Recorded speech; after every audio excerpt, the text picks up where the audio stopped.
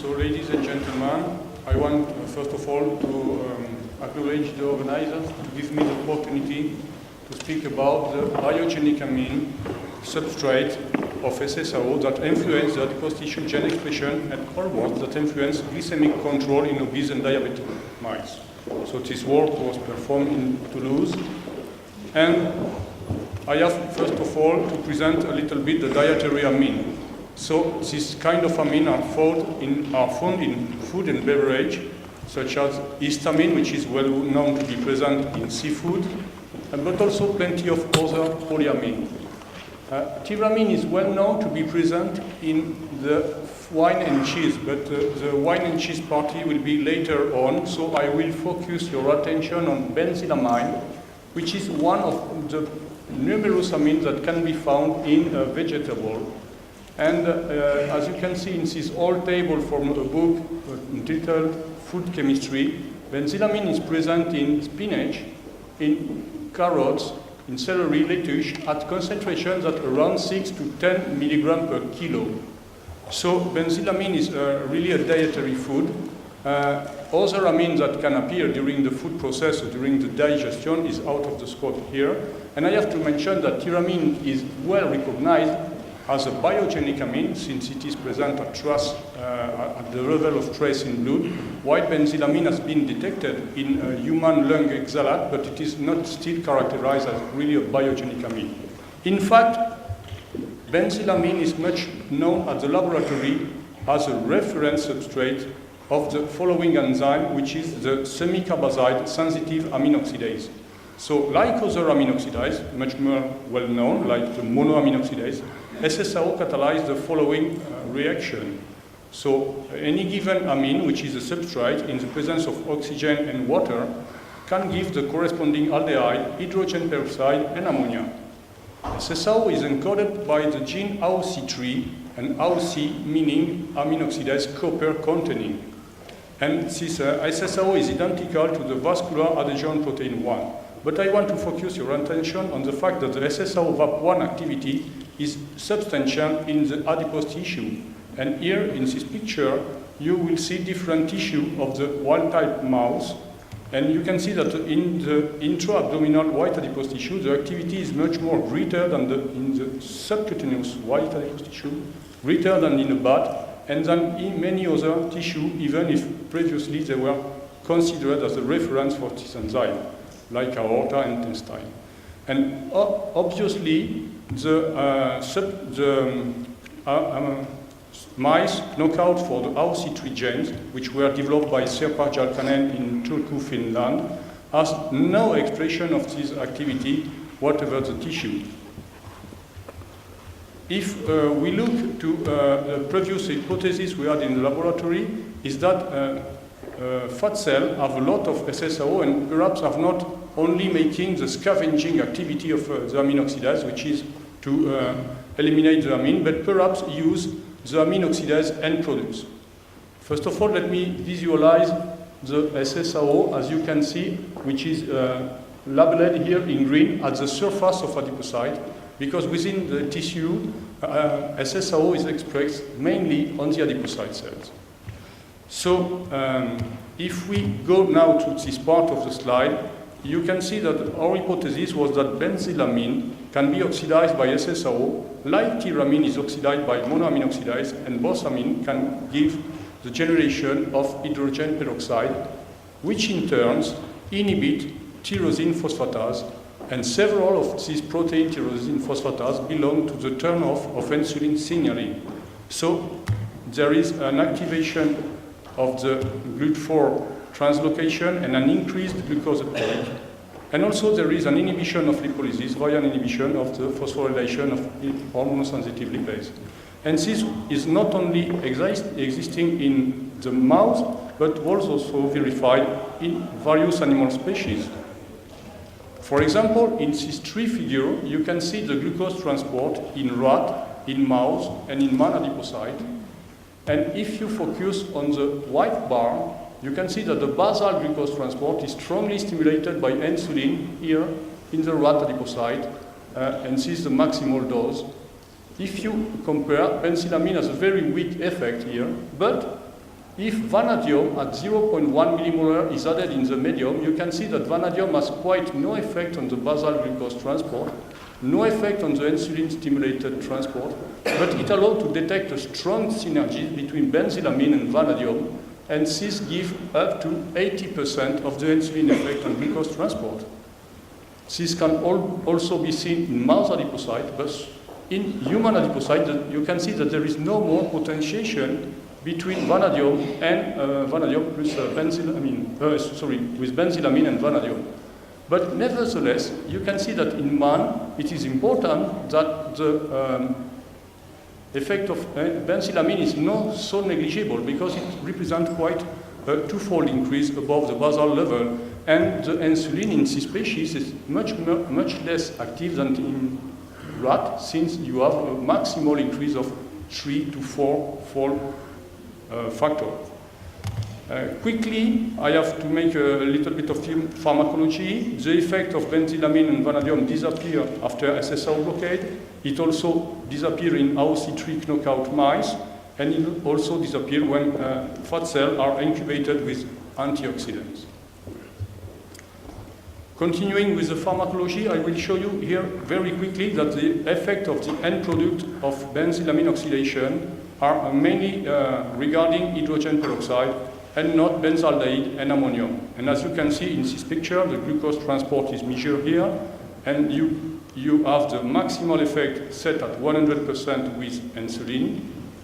And you can see that benzylamine or ammonium, irrespective of their concentration, are not at all active on the glucose transport, while benzylamine is making something like 1/3 of the insulin effect, and hydrogen peroxide is the only product able to mimic the effect of benzylamine. All these products have no effect on the maximal stimulation of insulin. So we can tell that SSAO produce hydrogen peroxide, which in turn inhibits in vitro, then exhibits the in vitro insulin-like effects. So this was working in vitro in human adipocyte. It was for us impossible to extrapolate directly to in vivo in human, but I can tell you that benzylamine injection are improving the glucose handling in several animal species. For example, here in mice, you can see if the animal before the glucose load, if they receive 6 doses of benzylamine by EP injection, the hyperglycemic excursion is lower when compared to the animal receiving only the glucose. And this works also in rats and rabbits. So in this condition, we found also in the literature some experiments showing that repeated administration of benzylamine have some anti-diabetic effect. For example, here, the oral administration of benzylamine on rat can improve the glucose tolerance and improve also the lipid metabolism. And also tyramine have parallel anti-diabetic effect. A Brazilian team has shown that the anti-diabetic effect of these medicinal plant are mainly due to tyramine, which have insulin-like effect when administered per dose to diabetic rats. So in this context, we asked the following question: can benzylamine behave as an oral anti-diabetic agent? So to solve this question, we choose a very simple nutrigenetic model, the model of the DB mice, which become frankly diabetic and obese within 3 months after birth. Let me show the difference of expression, not of the leptin receptor, which is inactive in the DB minus, but the expression of the SSAO enzyme in the subcutaneous white adipose tissue. And you can see that there is a strong increase in the mRNA of the AOC3 genes. There is also an increase of the protein SSAO, and also an increase in its activity, which was measured by the production of hydrogen peroxide. So definitively, there is more SSAO in the DB minus, which are the obese and diabetic genotype, than in the lean control. So we have built the following protocol. In future obese and diabetic mice, just after weaning, you cannot distinguish quite the future obese and diabetic. And their lean littermates received the same normal food, but the difference was that the control received only water, and the treated were supplemented by benzylamine at 0.5% in the drinking water. So during the protocol there was several measurements, and after sacrifice you will see all the ex vivo data. So I present you here the evolution of the body mass during the treatment, and unfortunately it will be very difficult for me to present all the 8 groups, because you have the male, the female, the lean, the obese, the untreated, and then the treated. So as you can see, the gene factor was much more important than the gender factor. I will mix them just for clarity in the following slide and in the several other. I return so to the weight gain in these animals. As you can see, obviously the lean animals were less heavier than the obese.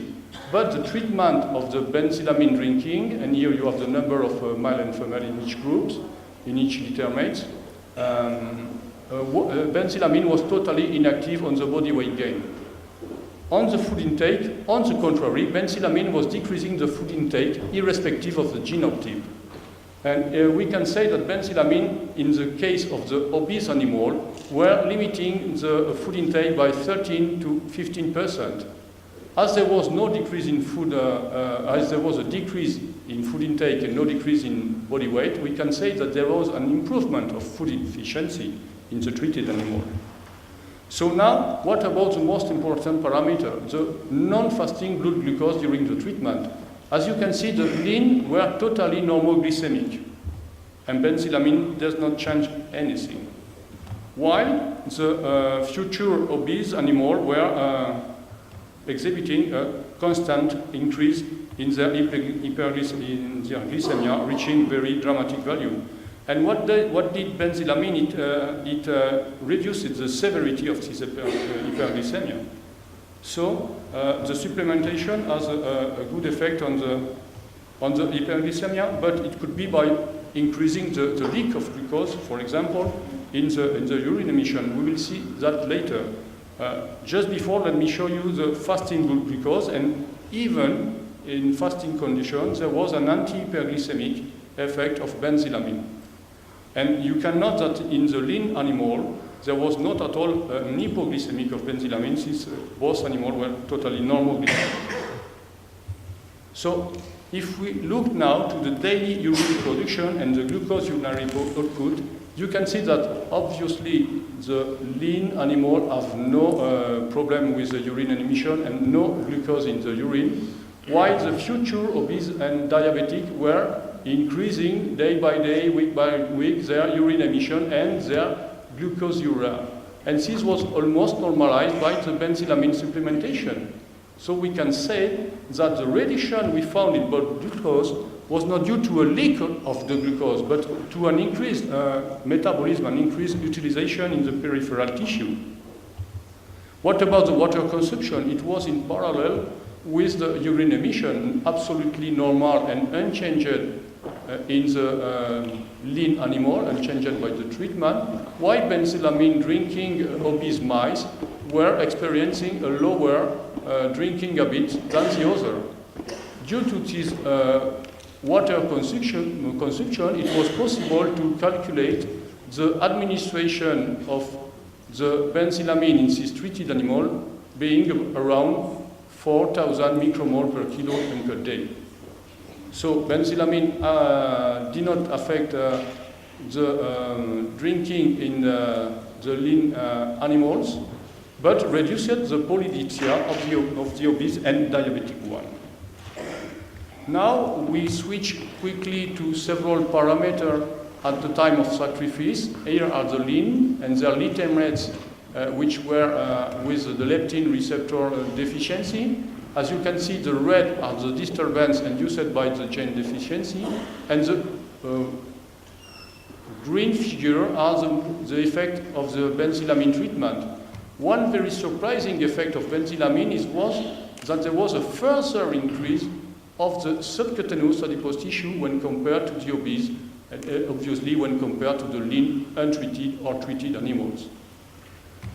Nevertheless, there was some good effect of benzylamine since, for example, the circulating triglycerides were reduced, and there was also a reduction of the uric acid in the benzylamine drinking animals. So we can say that these data were obtained in male, the same were in female, and there is an increased fat deposition, especially in the subcutaneous white adipose tissue, not in the visceral one.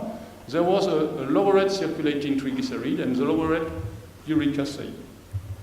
So if we look now to the adipose tissue, what about the lipolytic response? And we focus only here to the obese animal. There was no change in the sensitivity to isoprenaline, a beta-adrenergic agonist. If we look with an intermediate dose of this adrenergic agent, put it here, and add, you cannot see here, sorry, but believe me, it's insulin here, and you can see that insulin is exerting an anti-lipolytic effect, which was even greater in the obese drinking benzylamine. It was the same here for benzylamine, or it was the same for benzylamine plus vanadate added in vitro, you can see. Regarding the glucose transport, very quickly, there was a tendency to improve the sensitivity of insulin, since at 10 nanomolars insulin, the obese animals were only reaching 37% of maximum stimulation, while the benzylamine drinking were already at the EC50 more than 50% stimulation. So taken together, this data indicated a somewhat improved insulin responsiveness. Now I will switch to the Paleolithic age of Nutrigenomics, since I will show you several only genes in the adipose tissue, nothing to do with a large microarray, but we are in the subcutaneous white adipose tissue, and here I show some inflammation and vascularization related gene. And as you can see, obviously there are effects of the gene, the defectuous gene of leptin receptor, but it is not totally obvious. Much more interesting is the white normalization, a tendency to normalize, of, for example, the macrophage marker, which was F480. Similarly, there was an increase of anogenic macrophage endothelial cell marker CD31, but this time there was no effect of benzylamine on the obese animal. And other markers like EL6 or PI1 were obviously increased in the obese animal, and benzylamine were unfortunately unable to modify that, as well to plenty of other genes of inflammation, like TNF-alpha, CD45. But I have to precise here that this tissue is even larger than the tissue of the untreated animal, remember. If we go now to some metabolic or insulin responsiveness related gene, you can see that HSL, the lipolytic enzyme, was not changed by the treatment, whatever the genotype. Why apoline, a cytokine which is expected to facilitate glucose transport and lipid oxidation, was increased like an adaptative phenomenon in the DBDB animals, and this was like a tendency to be normalized in the treated obese. The increase of the GLUT1 transporter was not modified by the benzylamine treatment, while there is a somewhat normalization of the GLUT4 by the benzylamine. If we look now to the liver and focus on lipogenesis and neoglucogenesis-related gene, you can see that there was something like a decrease of the lipogenic factor, for example, a decrease in the expression, which was dramatically important in the DB animal of this year, BP1C, and there was also quite a normalization of the lipogenic enzyme fatty acid synthase. Regarding the neoglucogenesis, it was quite parallel, but with less amplitude. There was a decrease in POPCK and a tendency to decrease also for the glucose 6-phosphatase. So we can say that almost all the defects of the liver were not normalized, but there was not at least amplified by benzylamine treatment. As a conclusion, I can tell you that oral benzylamine administration limits the severity of hyperglycemia in the DB mouse, which is a model, very simple model of monogenic diabetes and obesity. Benzylamine tends to normalize the serious diabetic complication such as the polydipsia, the polyuria, the glucoseuria, and also it reduced the excess of circulating triglyceride and uric acid. There was also a reduction of vascular nitrite. And the partial, only partial, elevation of diabetes induced by benzylamine supplementation was concomitant with a decreased food intake, an increased fat accumulation in the white adipose tissue, but this occurred without an increase of its inflammation grade and was concomitant with the hepatic glucogenic pathway. So, to open the discussion, I can indicate you that such anti-hyperglycemic effect of oral benzylamine can be due to or amine oxidation in white adipose tissue. As I told you, there is a very strong activity of benzylamine oxidation in this tissue, which in turn can favor glucose utilization, as I show you on the in vitro part. But there is also a central lipophagic action, which has already been demonstrated by an Italian team, and which is totally independent for the ability of benzylamine to be oxidized. Benzylamine is also able to bind to several amphetamine-like receptors in the brain and can have some lipophagic action. So just I want to note that the former action does not require the simultaneous administration of vanadium. It was only benzylamine added in the drinking water. And the later action does not require intact leptin functional axis to function, since the decrease in food intake was observed in the DB minus animal, which are totally hyperphagic. So evidently other mechanisms cannot be excluded. And I want to thank the colleague of the team 3 of the INSERM unit is number in Toulouse, and I want to thank you for your attention.